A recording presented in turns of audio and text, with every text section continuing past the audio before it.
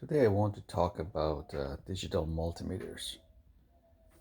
It's by far one of the most important tools that you can have in your home, in your garage, for the handyman. So if you don't have one, run and get one. They're not that expensive. I am an electrical engineer and I own several of them just because I think they're very useful and I like them. This was one of my first ones that I bought, a Radio Shack model. I was still a student about, I don't know, 25 years ago, and still works like a champ. I have this model as well, uh, which is from Harbor Freight. You can get it for free, so you have no excuse for not having one. And if it's not for free, it's I don't know, $5, $6, something like that. I have several other models as well. This Vichy model, which is a more advanced model. I'll do a review of it later on. But going back to the digital multimeter, you can check for voltage, for current. In this model, it has a capacitor test and testing for the capacitance. It has also test for diode and for transistors, for both for NPN and PNP transistors, and also of course resistors. One of the reasons that I have this multimeter is for testing continuity. Very useful. You can find out if something is open or shorted. For example, if there is a lamp that you think is burnt but you're not sure of, and you want to confirm it, or a fuse, you can put it on the continuity test and touch the two leads, and if it beeps, then you know that it's okay.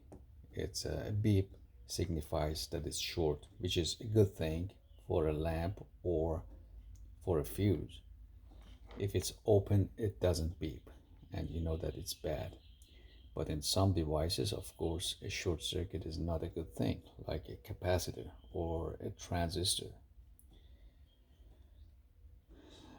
or a diode.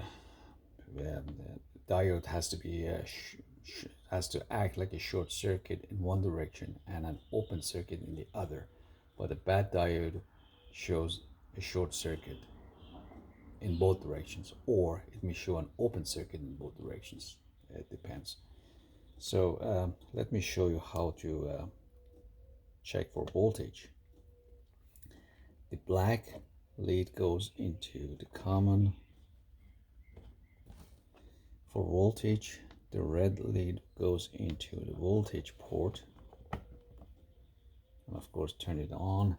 I happen to have a 9-volt battery here. Turn the selector to 20 volts. Since this is a 9-volt battery, it has to be set to something higher than 9 volts. So 20 volts is good. And just touch the battery ports with the leads. And you'll read the voltage. As you can see, there's a negative sign. It's because I'm putting the leads backwards. You can turn them around and put them on there. It shows the same value but positive.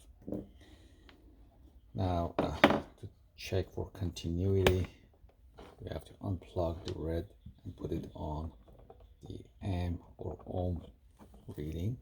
Turn the selector to continuity tester, which is the sound symbol.